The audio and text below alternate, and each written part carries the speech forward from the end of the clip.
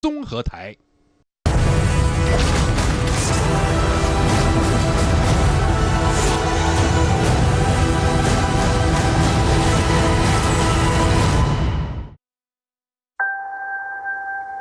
This job, we try to save as many people as we can. Sometimes that doesn't mean everybody. But you don't give up. New York, Washington, D.C., Sokovia. Okay, that's enough. Captain, people are afraid. That's why I'm here. We need to be put in check. Whatever form that takes, I'm game. I'm sorry, Tony. If I see a situation pointed south, I can't ignore it. Sometimes I wish I could. Sometimes I want to punch you in your perfect teeth. I know we're not perfect. But the safest hands are still our own.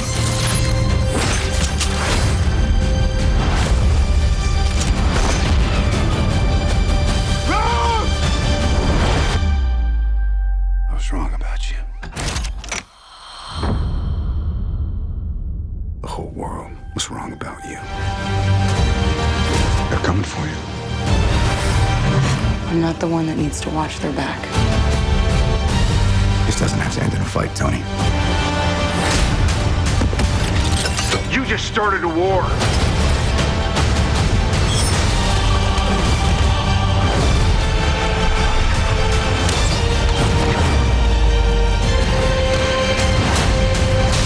Stay down. Final warning. I could do this all day.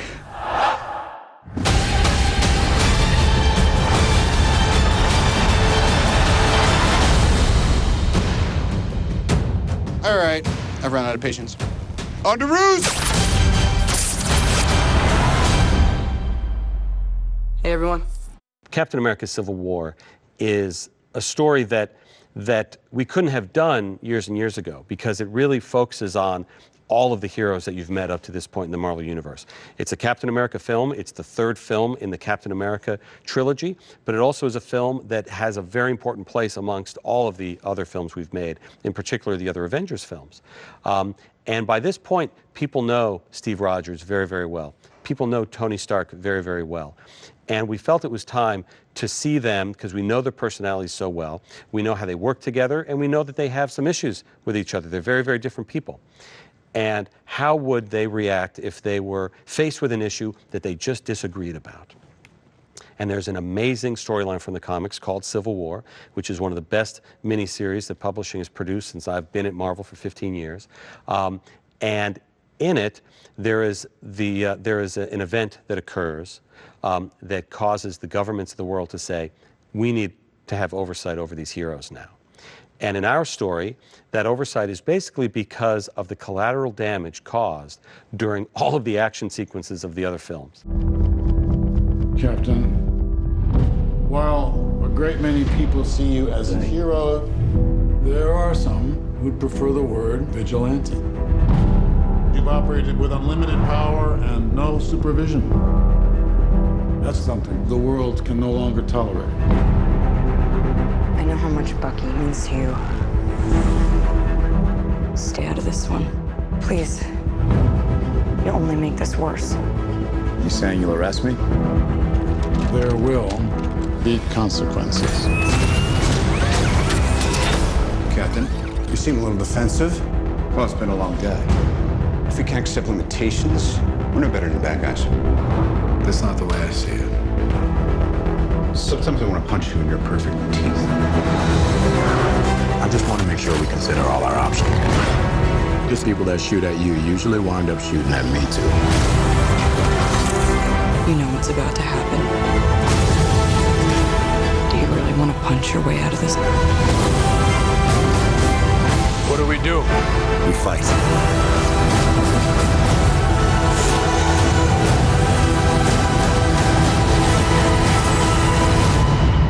Sorry, Tony. You know I wouldn't do this if I had any other choice. But he's my friend. So was I.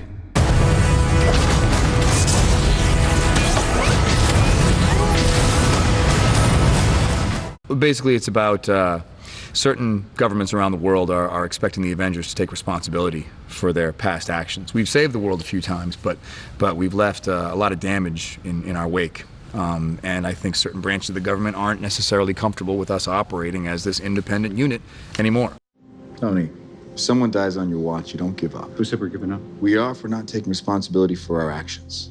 This document just shifts the blame. I'm sorry, Steve, that is dangerously arrogant. This is the United Nations we're talking about. It's not the World Security Council. It's not SHIELD. It's not Hydra. No, but it's run by people with agendas, and agendas change. That's good. That's why I'm here. When I realized what my weapons were capable of in the wrong hands, I shut it down, stopped manufacturing. Tony, you chose to do that.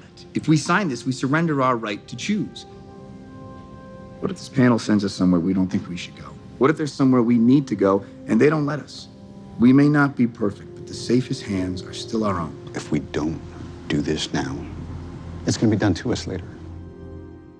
It's really interesting to see Tony Stark grow as a character over these films to a point where, you know, if you were to just say on a surface level, well, who would agree to take orders from an authority figure and who wouldn't? Well, you'd think Captain America, who was a soldier in his own right, would agree to it. And Tony Stark, who's gone in front of the U.S. Senate and said, I'm not playing along with you guys, would not want to do it. So it's very interesting to see them very naturally and realistically grow to the opposite viewpoints. I read the Extremis series, and I was thinking about that from Iron Man 1 through Iron Man 3. The Avengers stuff was always really kind of this colossal ambitious thing, but to me, the Civil War was the kind of, it was the smart, sexy Marvel idea, you know, about really having a rift between two characters that you kind of, you don't want to see them, you want to see them, you know, some friction, but you don't want to see this tear in the fabric of the relationships because you know how pervasive it could be. Buck, you're a wanted man. I don't do that anymore. Well, the people who think you did are not planning on taking you alive. I know how much Bucky means to you. Stay out of this one. Please. You'll only make this worse. You know I can't. That's why I'm here. If we can't accept limitations, we're no better than bad guys. You keep telling yourself that.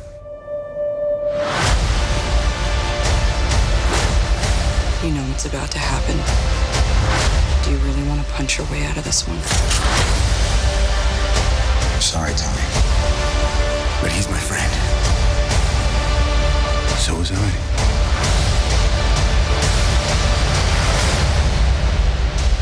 你是谁？你的黑色素。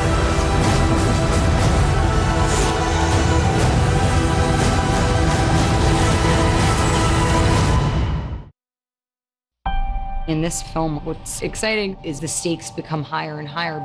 Captain, people are afraid.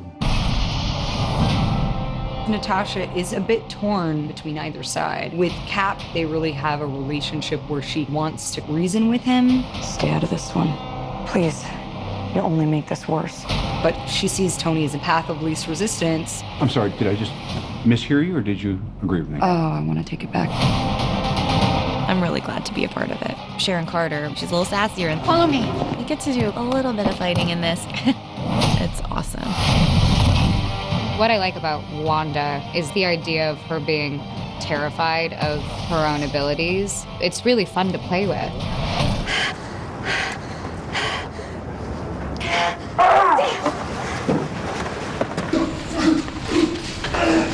Go!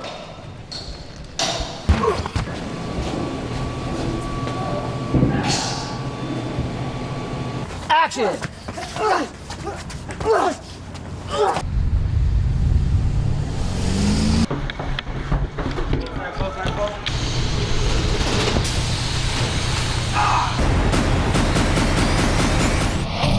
You know what's about to happen. Do you really want to punch your way out of this? There's been a few moments where you kind of look around and, oh, I'm in good company. This is rad. All right. This job, we try to save as many people as we can. Sometimes that doesn't mean everybody. But you don't give up. New York. Washington, D.C. Sokovia. Okay, that's enough. Captain, people are afraid. That's why I'm here. We need to be put in check. Whatever form that takes, I'm game. I'm sorry, Tony. If I see a situation pointed south, I can't ignore it. Sometimes I wish I could. Sometimes I want to punch you in your perfect teeth. I know we're not perfect. But the safest hands are still our own.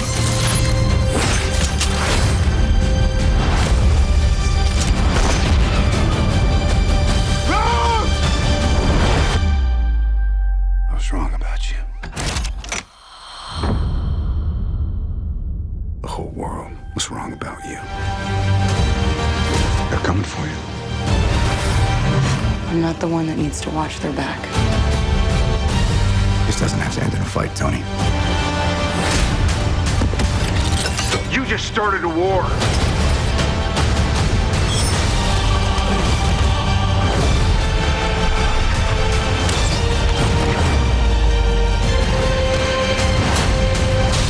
Stay down. Final warning. I could do this all day.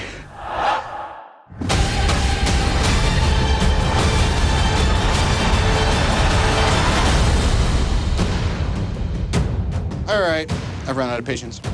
On to roost!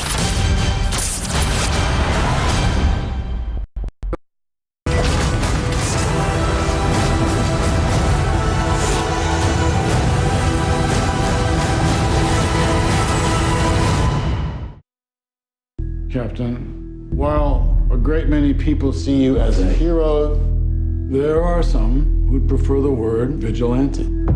The Russos, they make human stories with a superhero feel, as opposed to a superhero movie with, human touches. Cap 2 Winter Soldier was a bit of a departure and really trying to make its own mark, and they've kind of reinvented it again. We needed to go in a radical direction if we were going to do another Captain America film, so we were strongly advocating for the Civil War storyline. But we wanted everybody to be both protagonists and antagonists. Captain, you seem a little defensive. Well, it's been a long day. It's not villain versus hero, it's friends, it's family. That's what makes such a good conflict. In this film, everything's changed. What I think is nice about where they're pushing him is that it's the first time Steve doesn't really know the answer. I mean, the first Captain America, it's pretty clear Nazis are bad. We can all agree with that. Captain America 2, it's, SHIELD is being run by Hydra. No conflict there. The Avengers movies, aliens are no good. We want to fight them.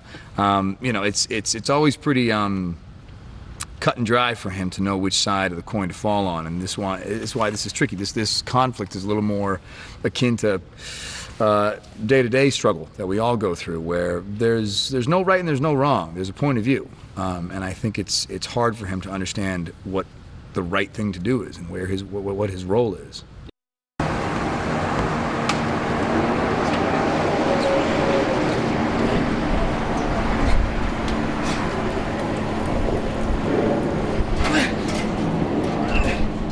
He's a good man. Anytime you get to go to set and try and live in a headspace for a certain amount of time and process scenes through the eyes of someone who sees life a certain way, you can't help but take some of that home with you. And, why not take home a little bit of Steve?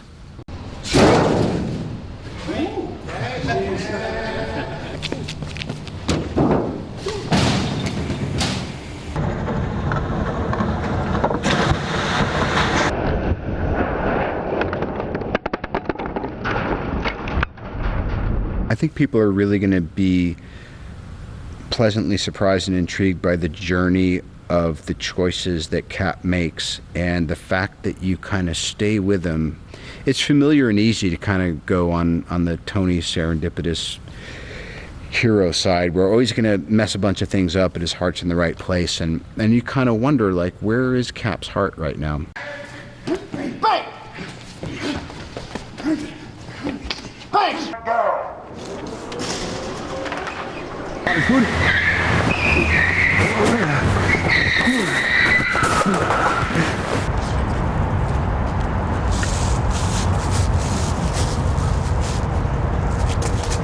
You know, so much of the Civil War story is told from Captain America's point of view. We've brought in Tony Stark to showcase that other side of that argument, and it's really the two of them and the people that team up with them.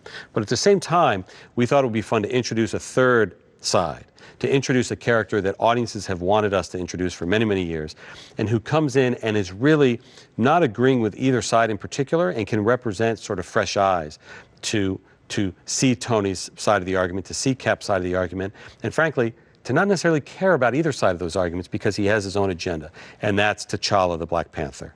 And we've been seeding the notion of the Black Panther. The nation of Wakanda, where he comes from, has been seeded going back to Iron Man 2. So it really felt like this was time, and to bring in somebody who had his own agenda, independent of either the Captain America side or the Tony Stark side.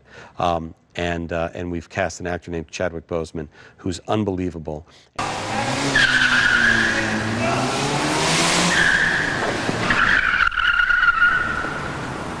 Shield.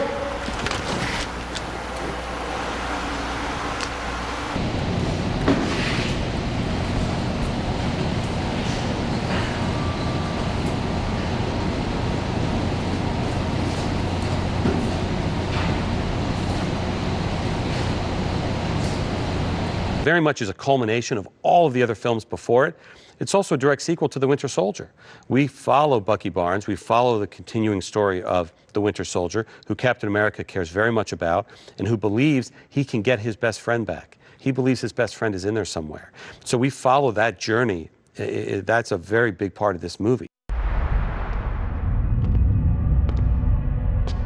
Buck, do you remember me? Your mom's name was Sarah.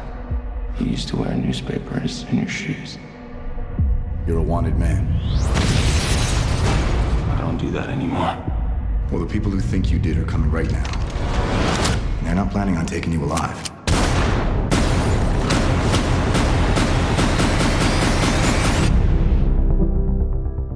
The new suit is really streamlined and looks a little more high-tech.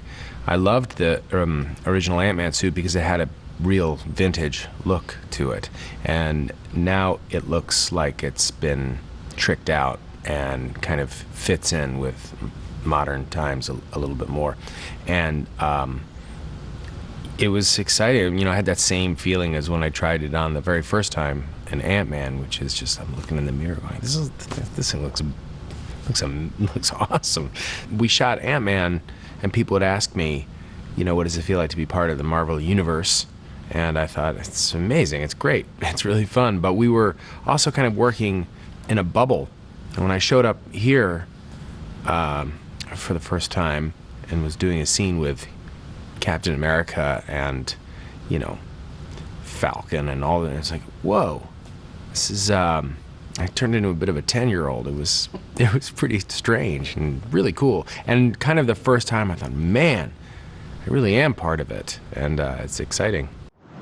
How about our other recruit? He's raring to go. Had to put a little coffee in him, but he should be good. What time zone is this? Come on. Come on. Captain America. Mr. Lang? It's an honor. I'm shaking your hand too long. Wow, this is awesome. Captain America. I know you too. You're great. Jeez. Look, I want to say, I know you know a lot of super people, so thanks for thanking of me. Hey, man. What's up, Tic Tac? Good to see you. Look, what happened last time? It was a great audition, but it'll never happen again. They tell you what we're up against? Something about some psycho assassins? We're outside the law on this one. So if you come with us, you're a wanted man. Yeah, well, what else is new? It's a grounded story. It's the best. Russo's, you know, they make human stories with a superhero feel, as opposed to a superhero movie with, you know, human touches. They're just, it's real storytelling about genuine family conflict. That's what makes it so great. This job, we try to save as many people as we can. Sometimes that doesn't mean everybody. But you don't give up. New York. Washington, D.C. Sokovia. Okay, that's enough. Captain, people are afraid. That's why I'm here. We need to be put in check. Whatever form that takes, I'm game. I'm sorry, Tony. If I see a situation pointed south, I can't ignore it. Sometimes I wish I could. Sometimes I want to punch you in your perfect teeth. I know we're not perfect. But the safest hands are still our own.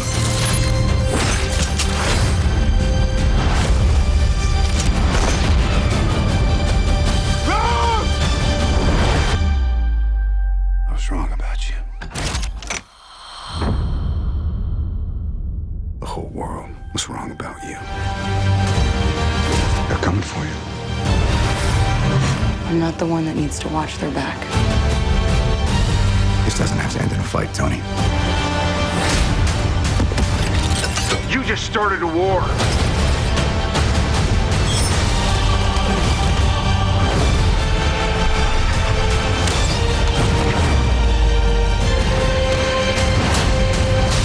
Stay down.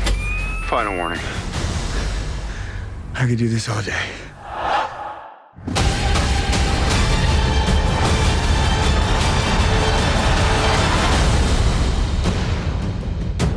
All right, I've run out of patience. On to roost!